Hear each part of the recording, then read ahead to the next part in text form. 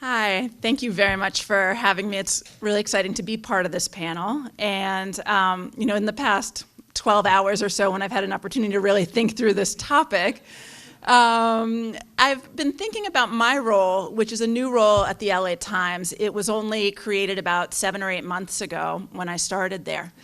And my role is to connect readers to the LA Times, to find ways for readers to contribute, or at least the role as I understand my role. And it's also to connect our stories better to readers. And, to what Emma was saying in terms of them being 100% an advocacy organization, we're 100% a journalism organization.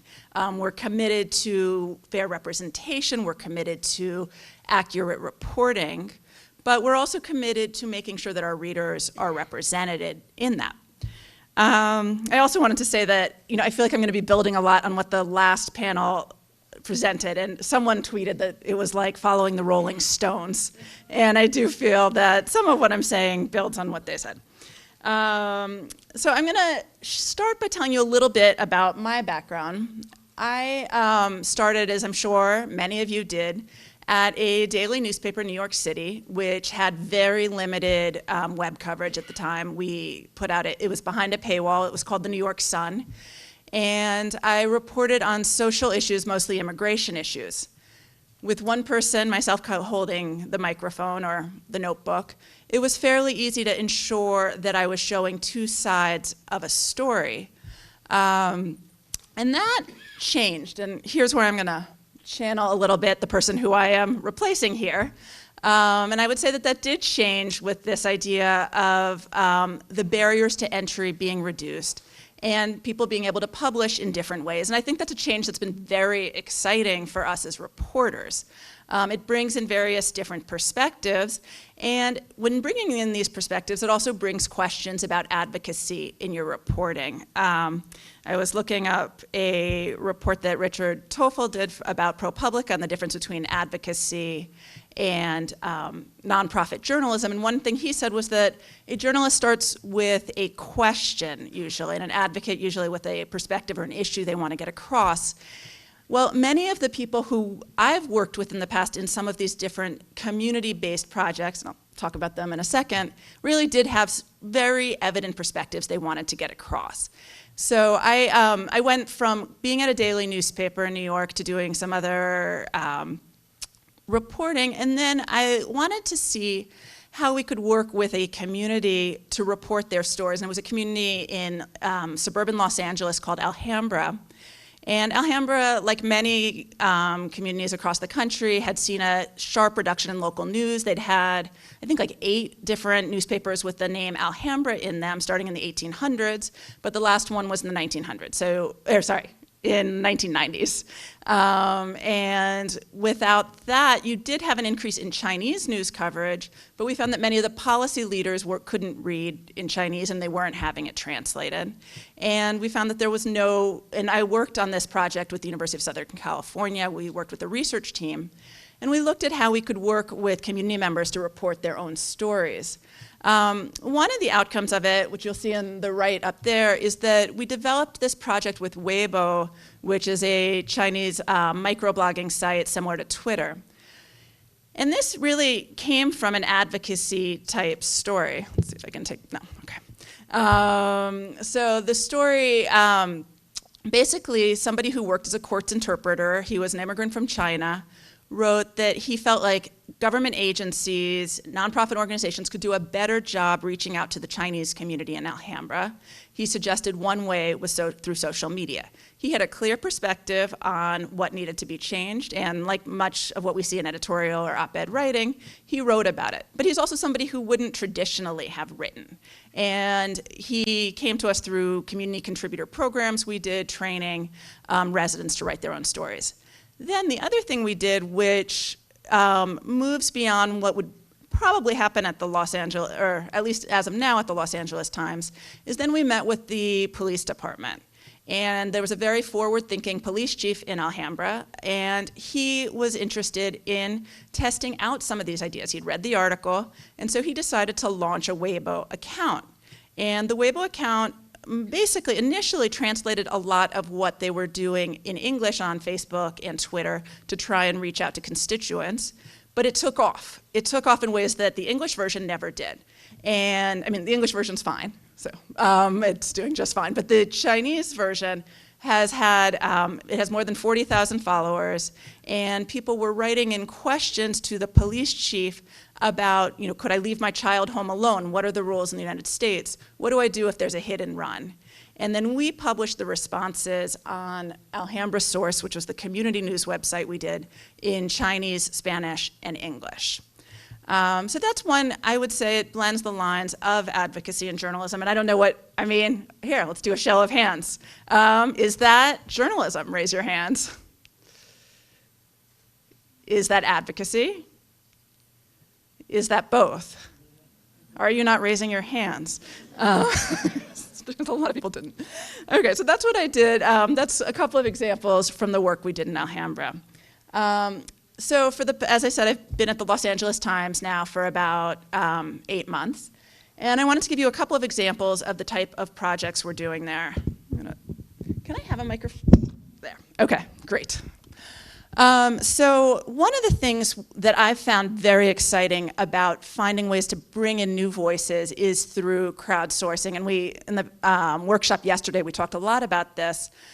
ProPublica has done amazing work with this. We've been doing work in terms of how can we pose a question on our website, on our social media platforms, and bring in more perspectives than we would be able to do with a reporter just going out and asking questions on his or her own. So Porter Ranch, who here is familiar with the Porter Ranch gas leak? So this was one of the most massive gas leaks that the United States has seen. And it was in a small, mostly sort of gated community north of Los Angeles. And for a reporter to go out, a reporter could go to the community meetings, go to the traditional places, but we also asked this question on a form on the site. We received, I think, I'm trying to remember, about 200 responses. And the responses were very diverse in nature. We asked, we didn't make sure to ask, are you affiliated with an organization? Are you affiliated with a lawsuit? Because we wanted to make sure that we were getting a spectrum of responses. We did, and we also verified them. We checked addresses afterward. But what it does, I think, is that it gives you perspectives to your stories that you might not be able to get otherwise. And when we're reporting on social issues, is that advocacy. We're still showing both sides, but we're able to go deeper. And in some ways, I'd say, if we are reporting for social change, it sort of crosses, or if we're reporting, for social change, it's crossing some of those lines. Another thing that we've done is we have had a lot of first-person stories that may not have appeared when I started reporting originally. These are perspective pieces. They are still curated by a reporter. I still play a gatekeeper role. I still try and show both sides. But we are providing more space and also on more platforms than we would. So it's again this distributed content approach where the story may run in one way on the LA Times site. So for example, Dear Mr. Trump, going around in schools, I kept hearing from children of immigrants that they were very upset with the way in which their parents, they felt, were being portrayed. And so we went and interviewed students. We did this video, did very well. I think it was about 1 million views on Facebook. And then it also ran as a story on the site. The other piece here is a story I did on a reading group for immigrant mothers. And I did one reported story in the newspaper, and then we also did it on Medium, which provided other avenues for conversation and distribution. The other thing I think is that we're learning from the internet, and I think Jake sort of mentioned this in terms of we see what's doing well. We also see what people want to talk about. We learn how to speak in a language that relates to more people. And this can be criticized at times, but we can also do serious reporting that connects with our readers. And we can also take a stand about an issue that we think is important, even as we do reporting that shows both sides. And I think the other thing I would mention, this is the Oscars. So does everyone know raise your hand if you know what happened with the Oscars this year. I'm just curious how International then went, okay. So most people here know, but basically all of the candidates, with the exception of one for actor, actress, and director, were white. And so this was a couple of different ways we reported on it. The one on the right is from a slow blog. Basically, it's like a live blog that collects our stories, but a little slower. So I think we call it a slog sometimes. For this one, it's also a fun piece, and we are curating from elsewhere. I think the other thing the internet teaches us, and maybe this relates to advocacy, is to be a little bit more fun with our reporting, even on serious issues.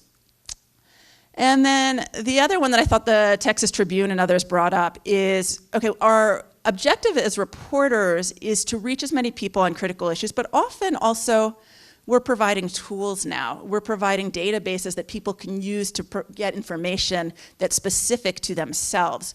And so you can have a massive thing like there's hundreds, I think 700 schools in LAUSD.